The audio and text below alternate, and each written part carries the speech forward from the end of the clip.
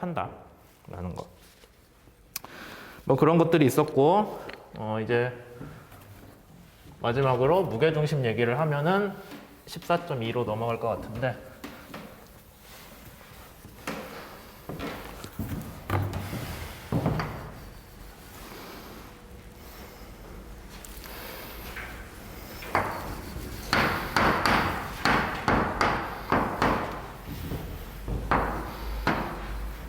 무게중심을 아까 우리가 여기다가 m이라고 썼잖아요. 근데 책에 보면은 그렇게 안 쓰고 여기에다가 쓰거든요.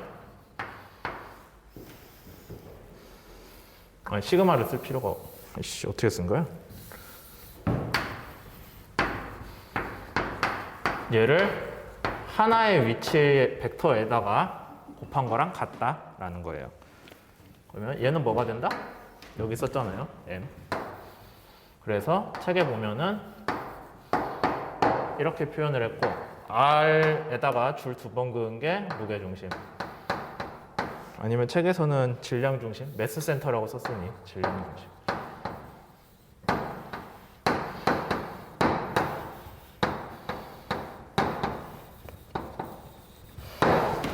이렇게 약속을 한 거예요. 이런 식으로 부르자라고 약속을 한 거예요. 이해됐어요? 그럼 이제 얘를 가지고 문제를 풀어보자라는 건데, 우리가 이런 식의 정의를 하면은 인생에 뭐가 도움이 될까를 생각을 하는 거예요. 아까 우리가 처음에 얘기했을 때 얘 바로 풀린다고 했어요? 바로 못 푼다고 했죠. 왜요? 식에 비해서 모르는 가속도 항들의 개수가 더 많잖아요. 그래서 안 풀리는 연립방정식도 아니지. 하나짜리 방정식인데, 우리가 무게중심 기준으로 바꾸면 어떻게 되는지 한번 봅시다.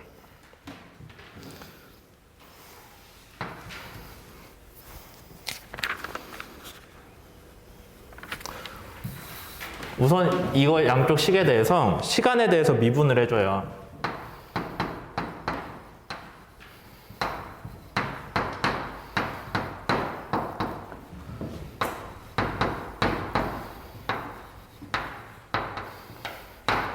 양변 다 시간에 대해 미분해주는데, 시그마랑 시간에 대한 미분이랑 서로 상관없죠. 시그마는 다 더해주는 거고 얘는 시간에 대해 미분인 거예요. 안으로 순서 바꿔도 되잖아요. 그 다음에 질량은 시간에 따라 변해요? 계속 얘기하지만 안 변해요. 안 변한다고 우리가 동력학에서 가정을 하고 있죠.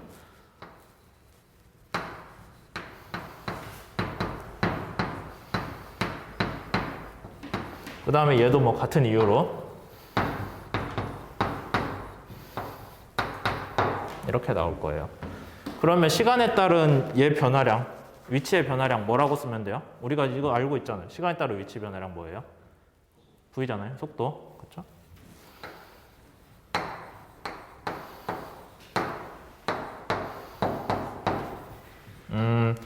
얘는 뭐 무게중심의 시간에 따른 위치 변화라고 하니까 그냥 V에다가 줄 하나 더 그어줍시다. 그렇게 약속을 하기로 해요. 이해됐어요? 여기까지? 똑같은 방식으로 한 번 더 시간에 대해 미분해 줄 수 있죠. 그럼 어떻게, 뭐가 나와요? 얘는 상관없다는 거 알고 있으니까. 이렇게 나오겠죠? 얘는 시간에 따라 상관없잖아요. 얘만 미분되겠지. 얘도 똑같이 해주면은 m은 안 변하겠지만은 무게중심의 시간에 따른 변화량, 무게중심 위치에 시간에 따른 변화량을 또 시간에 따른 변화량으로 해줬으니까 이렇게 될 거고, 그걸 우리가 약속을 하기로 했어요. 이렇게 부르기로. 그러면 각 질점들의 질량 곱하기 가속도의 합은 뭐랑 같다? 무게중심의 가속도에, 무게중심 위치에 가속도의 전체 질량을 곱한 거랑 같다. 근데 얘가 뭐랑 같다고 했어요? 여기 앞에서 각 질점에 가해지는 힘을 더한 거랑 같다고 했잖아요. 그러니까 식이 풀 수 있게 하나가 됐죠. 모든 힘을 여러분들이 더해주면은 무게중심 위치에 가속도가 된다. 그러니까 우리가 전에 뭐 질점의 운동에 대해서 뉴턴 2법칙 식이 뭐였어요? 하나의 파티클에 대해서는 그냥 이거 쓰기로 했었잖아요. 그거랑 똑같은 식으로 됐죠. 어떻게 했을 때? 운동을 각 질점들이 아니라 무게 중심의 운동으로 표현을 했을 때. 그러니까 여러분들이 물론 각 질점이 어떻게 움직이는지에 대해서는 뭐 신경을 안 쓰더라도 전체적인 운동이 무게중심 위치가 어디 있다고 하면은 그 무게중심이 어떻게 이동하는지에 대해서는 힘만 주어졌어도 전체 질량 합하고 힘만 주어졌어도 구할 수는 있다라는 게 이 식에서 여러분들이 얻어낼 수 있는 거예요. 그러니까 구태여 복잡하게 막 모든 질점에 대해 계산하고 그럴 필요가 없겠죠. 그냥 무게중심에 대해서만 운동을 해석을 하면은 전체적으로 얘가 어떻게 움직이는지는 알 수 있다라는 거고, 그 다음에 이제 몇 분 됐냐? 26분이나 또 들었네? 똑같은 식을 이 식에 대해서도 한번 해야 되거든요. 무게중심을 구하고 거기에 대해서 각 운동량, 아니 모멘트의 합이 어떻게 되냐에 대해서 쓸 건데 우선 해봅시다.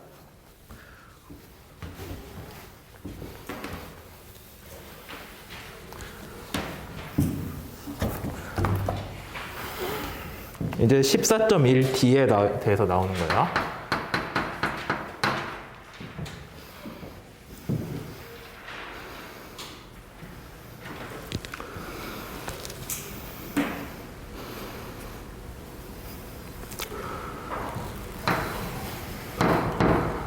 우리가 무게중심의 가속도는 구할 수가 있다는 거죠. 처음 시작을 하는 게. 무게중심의 가속도는 모든 힘의 합으로부터 구할 수가 있다.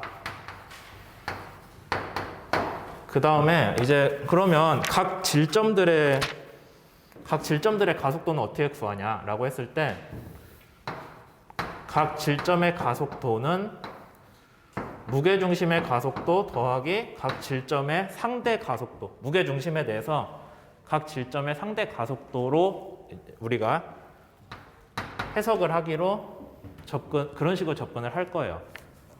이해되세요? 그러니까 상대 운동이니까 어떻게 설명을 하면 되냐? 여러분들이 길가에 서 있어요. 버스를 기다리려고 서 있는데 버스가 지나가는데 그 버스 안에서 사람들이 움직이잖아요. 만약에 요새는 버스 안에서 서서 움직이면 안 되는데 하여튼 여러분들이 밖에 서 있고 안에 누가 움직이고 있어요. 차 안에서. 그러면 이 사람의 운동은 이거겠죠? 각 사람의 운동은 각 질점의 가속도인데 걔는 어떻게 표현을 할 수 있냐면 이 버스가 가는 가속도에다가 이 사람이 버스에 대한 상대 운동을 하는 가속도를 둘이 더한 거랑 같잖아요. 맞아요? 좀 옛날에 여러분들이 배웠던 식으로 설명을 하자면 무게중심을 G라고 표현을 할게요. G에 대해서 이렇게 하면 안 되지. 무게중심의 가속도 더하기 무게중심에 대해서 I번째 질점이 갖는 가속도 둘이 더하면은 이거 나오는 거 맞아요? 아니에요? 이거 상대 운동할 때 배웠잖아요. 혹시 이게 잘 와닿지가 않으면 이렇게 표현하면 돼요. 원점에 대해서 G가 움직이는 거, 그 다음에 G에 대해서 I가 움직이는 거. 그럼 얘는 원점에 대해서 I가 움직이는 거. 얘는 어떤 식으로 표현이 돼요? G가 움직이는 거 빼기 O가 움직이는 거 더하기 얘는 I가 움직이는 거 빼기 G가 움직이는 걸로 상대 위치가 나오잖아요. 상대 운동이잖아요. 상대 운동 이렇게 우리가 전개해서 쓰잖아요. 그렇게 했을 때 얘는 이게 되고 얘는 이게 되니까 하면 누가 없어져요? H가 없어져가지고 이렇게 나오니까 A, O에 대한 I 운동으로 나오잖아요. 우리 이렇게 전개할 수 있잖아요. 이 식이 뭔지 딱 기억 안 나더라도 얘가 이거라는 것만 알면 전개할 수 있잖아요. 그래서 얘는 이거. 그래서 이제 뒤에서부터는 무게중심의 운동을 여러분들이 찾아서 기술을 하고 그 다음에 무게중심에 대해서 각 질점들이 갖는 상대 운동으로 나눠서 접근을 할 거예요. 이해됐어요? 이 부분? 이거 되게 중요해요. 나중에 다른 역학에서도 자주 쓰거든요. 각 요소들의 어떤 운동이나 어떤 물리량을 표현을 하느니 전체 운동량, 전체의 평균적인 변화량을 하고 더하기 각 요소들의 변화량을 따로따로 기술을 해주는 식으로 이 항을 분해를 한 거예요. 분해를. 그래서 우리가 분해라고 하고 영어로 decomposition이라고 하거든요. 근데 이제 이런 식으로 평균하고 평균에 대한 변화량하고 서로 나눠서 접근을 하는 게 레이놀즈 디컴포지션.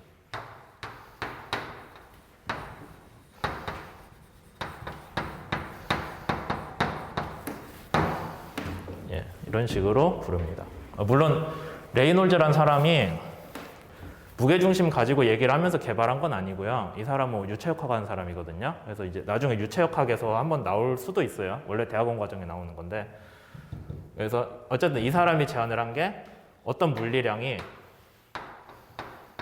이 사람은 각 질점에 대해서 한 게 아니라 유체역학을 한 사람에서 시간에 따른 변화량을 가지고 얘기했는데 어쨌든 접근은 똑같아요. 물리량은 평균 더하기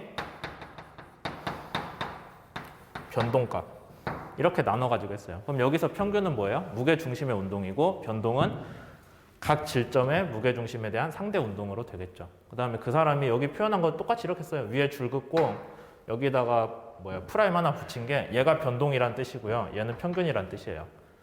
그러니까 알아두면은 나중에 언젠가 쓸모가 있겠죠.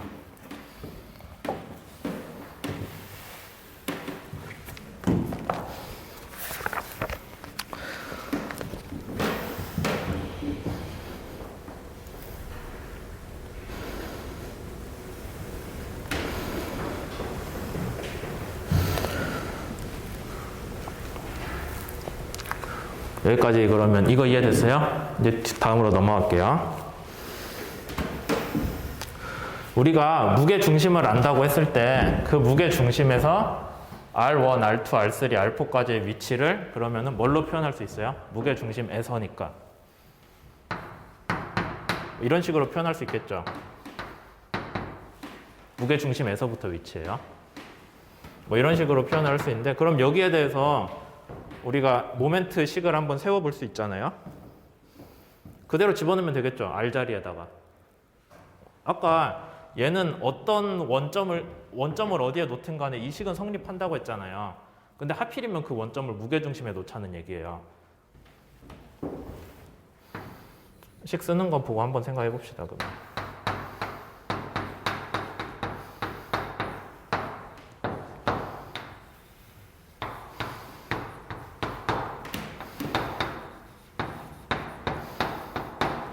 이렇게 쓸 수 있어요? 그냥 R 대신에 R'만 썼잖아요. 무게중심에다 원점을 놓고 그 무게중심에서 각 질점 1, 2, 3, 4에 대한 상대 위치를 R'이라고 표현을 하기로 한 거예요. 그래서 그냥 이 식은 어쨌든 얘가 성립하기 때문에 원점을 어디에 놓는 성립한다고 해서 원점을 무게중심에 놨으니까 얘도 성립은 하겠죠. 맞아요?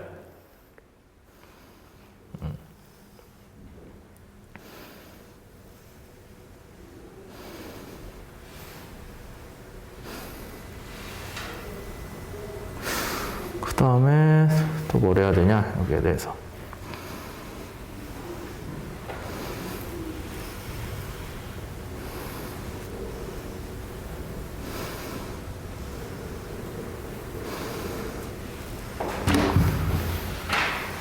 그러면은 이제 얘를 분해를 할 수가 있을 거예요. 이걸로 여기 AI가 이걸로 분해할 수 있어요? 맞나? 미안 잠깐만 여기에 대해서 AI 됐고 그냥 하면 되겠다.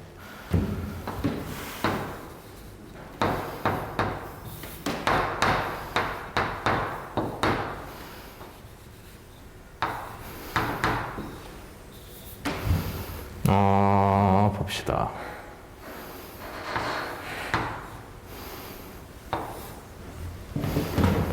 잠깐만 이게 뭔가 좀 이상한데 시계?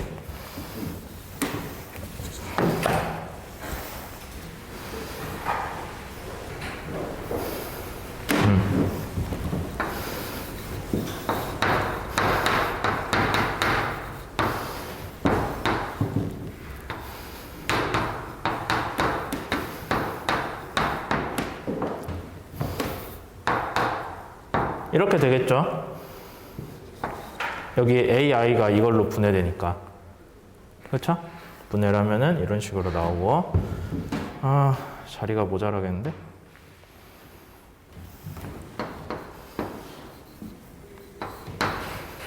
미안, 여기 프라임 붙어야지.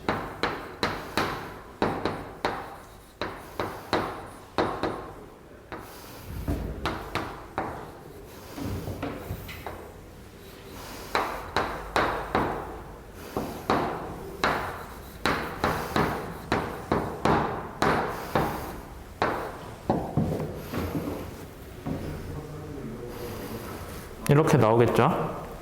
맞아요? 아니, 맞잖아. 이렇게. 얘를, 이거 더하기니까 쪼개졌어요. 시그마 두 개로. 그 다음에, 이제 얘를 볼 건데, A, 이거 두 번 그은 건 무게중심의 위치잖아요. 그쵸? 무게중심의 위치에 대한 가속도기 때문에 I랑 상관이 있어요? 전혀 상관없죠. 상관없잖아. 얘는. 밖으로 뺄 수 있어요. 그러면 얘하고 질량만 남는데 위치하고 질량. 근데 질량은 생각해 보시면 질량은 스칼라잖아요. 그 다음에 얘는 벡터고 거기에 대해 크로스 프로덕트가 성립돼요? 안 되겠죠. 벡터끼리야 크로스 프로덕트잖아. 그래서 그때는 얘를 그냥 곱하기로 바꿔주거든요. 스칼라만 곱했으니까 벡터 상관없, 방향 상관없잖아 얘는. 그러니까 그냥 곱해주면은 뭐가 되냐면은 칸이 없으니까 위에다 쓸게요.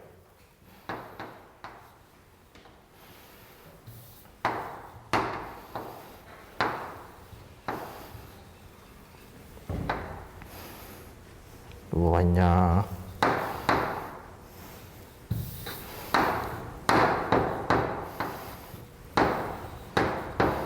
이게 되죠? 그 다음에 아래식 그대로 끌고 올게요.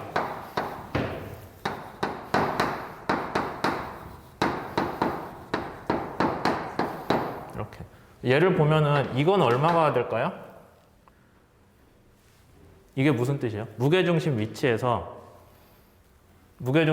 각 질점까지의 위치 곱하기 질량이잖아요. 무게중심 위치에서 각 위치까지의 질량을 곱한 거예요. 근데 얘는 사실 이거는 원래는 말이 좀 이상한데? 우선 이 항이 뭔지는 좀 이해돼요? 아니야? 여기 다시 중요한 건데 시간이 지금 너무 많이 끌어가지고 우선 그냥 끝까지 간 다음에 설명할게요. 그러면 얘를 어디서 다시 끌고 올 수 있냐면은 여기서 끌고 올 수 있어요.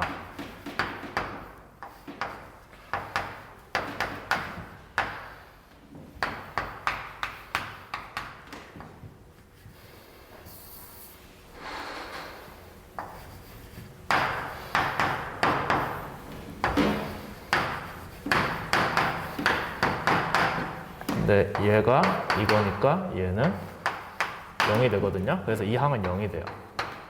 그러면은 얘만 남죠.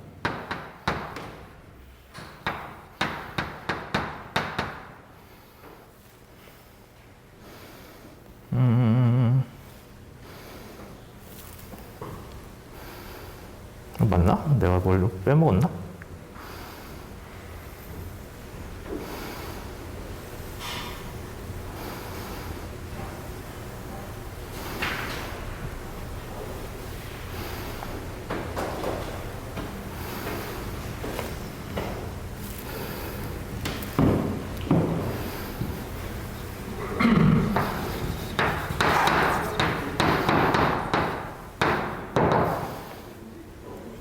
맞겠다.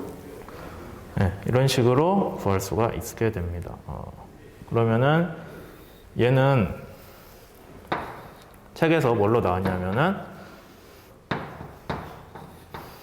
무게중심에 대한 각 운동량의 변화량이 돼요. 우선 써놓긴 써놨는데 설명을 차근차근 다시 해보고 다음 장으로 넘어가야지. 봅시다. 그러면. 지금 우리가 요 식에서부터 시작하는 거예요. 이거는 그냥 모든 시스템 오브 파티클에 적용이 되는 거예요. 그러니까 얘가 맞냐 틀리냐 얘기할 필요 없어요. 무조건 맞아요. 근데 우리가 이거를 구하려면은 각 운동량에 대한 거잖아요. 얘는 각 운동량의 시간 변화율이잖아. 그러면 시간 변화율은 뭔가 각 운동량은 어떤 원점에 대해서 구해야 된다고 했죠. 원점을 어디를 놔야 그 원점에서 각 질점까지의 위치 벡터들이 나온다고 했어요. 그렇죠? 각 질점 위치 벡터를 못 구하면 각 운동량 구할 수가 없잖아요. 운동량은 상관없죠. 그냥 운동량은 지가 속도만 가지고 있으면 되는데 그게 아니라 각 운동량은 위치까지 고려를 해야 되기 때문에 원점을 어딘가를 여러분들이 확실히 찍어줘야 돼요. 그러면 그 원점을 어디로 찍냐 해서 우리가 뭐 다른 외부에 있는데 찍을 수 있는데 무게 중심에 찍자라고 한 거예요. 무게 중심에 찍었을 때 이제 우리가 어떤 식으로 할 수 있냐면 그러면 Ri 대신에 뭘 쓰면 돼요? Ri 프라임을 써주면 되죠. 프라임이라는 그 기호 자체가 뭐냐면은 무게 중심에서 각 질점까지의 상대 운동에 대한 거예요. 상대 운동, 상대 위치 그런 거. 그러니까 이 식이 뭐가 되냐면은 얘를 여기다가 놓으면은 무게 중심에다 놓으면은 이 거리가 원래 뭐다? R'1이 된다. 만약에 여기에서 났다고 하면은 여러분들이 운동을 어떻게 이해할 수 있냐면 여기까지 간 다음에 여기로 가는 거 이해할 수 있죠. 그렇게 쓸 수 있잖아요, 위치를. 그럼 얘는 뭐예요? R, G라고 먼저 써놓고 그 다음에 여기 R, 1까지 가는 나머지 상대 위치를 구할 수 있을 거예요. 근데 R, G는 우리가 여기 위에 줄 두 개를 긋기로 했으니까 R 두 번 그은 걸로 바꿀 수 있죠. 이해됐어요? 여기 만약 이게 없다고 아우 너무 지저분하다. 밑에 지우고 설명을 할게요.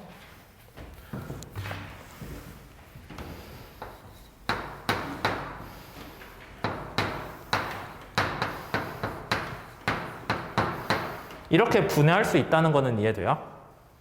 이렇게 분해는 할 수 있죠. 그러니까 어떤 점을 원점으로 놓든 간에 그 원점에서 무게중심까지 가고 그 다음으로 가는 거를 이제 만들어 준 거예요. 응? 외국 사람들이 한국 올 때 어떻게 와요? 인천으로 와가지고 그 다음에 거기서 어디로 가든지 하잖아요. 똑같은 거예요. 어쨌든 무게중심 먼저 가서 그 다음에 뭐 버스를 타고 가든 기차를 타고 가든 알아서 딴 데로 가세요 라고 되어 있는 거죠. 이렇게 나눠졌어요. 그럼 얘가 식이 뭐가 돼요?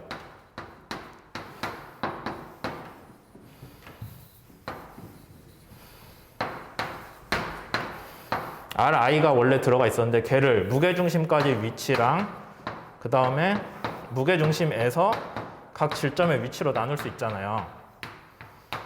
이렇게 나눌 수 있잖아요.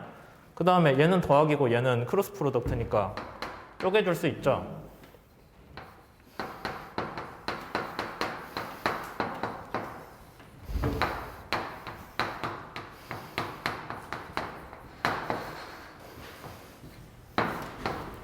쪼개줄 수 있잖아요. 근데 그렇게 했을 때 원점이 무게중심이랑 따로 있다면은 이 더블 바가 여기 멀쩡히 살아 있을 텐데 원점을 여러분들이 무게중심으로 옮긴 거예요. 얘를 가면은 얘는 뭐가 돼요? 얘를 점으로 옮기면 0이잖아요. 원점이랑 무게중심이랑 같으면은 서로의 상대 위치가 없잖아. 그래서 얘가 날아가니까 이 항만 남죠. 남을 수 있죠? 그게 여기에 이제 그대로 들어오는 거예요. 무게중심이랑 원점을 같이 놨을 때. 그래서 우리가 이 식이 어떻게 된다? 여기에다가 얘만 붙인 걸로 바꿀 수가 있다. 이해됐어요? 이 부분?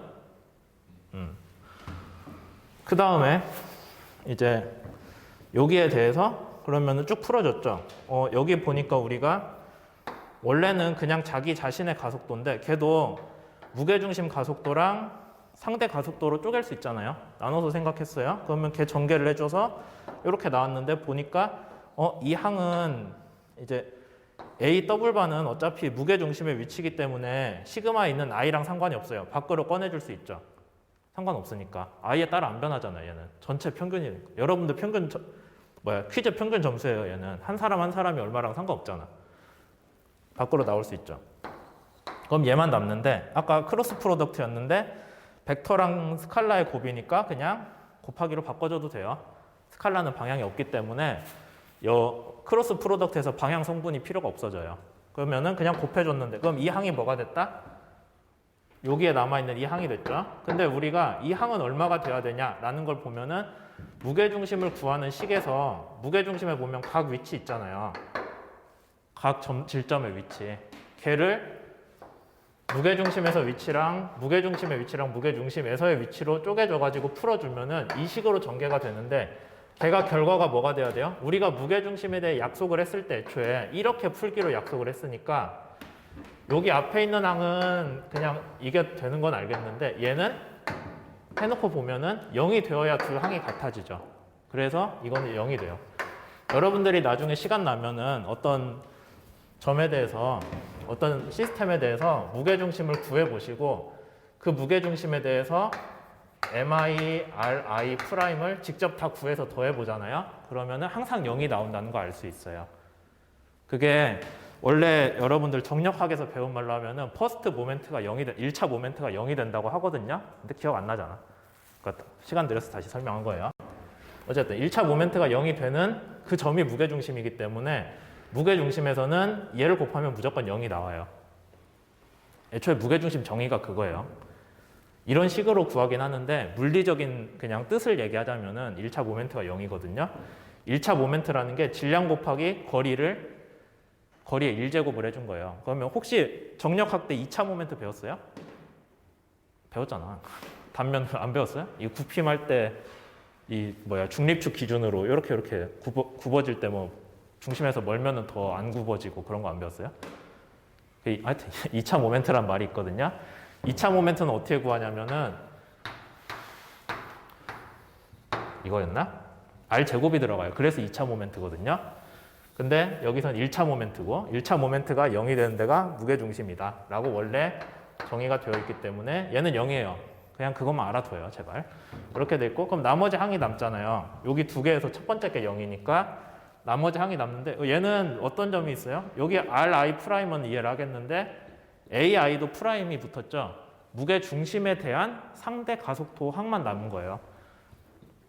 그래서 무게중심에 대한 상대 가속도에 무게중심에 대한 상대 가속도에 대해서 상대 위치를 외적을 해준 거. 그게 우리가 뭐라고 볼 수 있냐면은 무게중심에 대한 각 운동량의 시간 변화량까지 올 수 있는 거죠. 좀 어려워요? 어쨌든 너무 오래 얘기했으니까 좀 잘랐다 갈게요.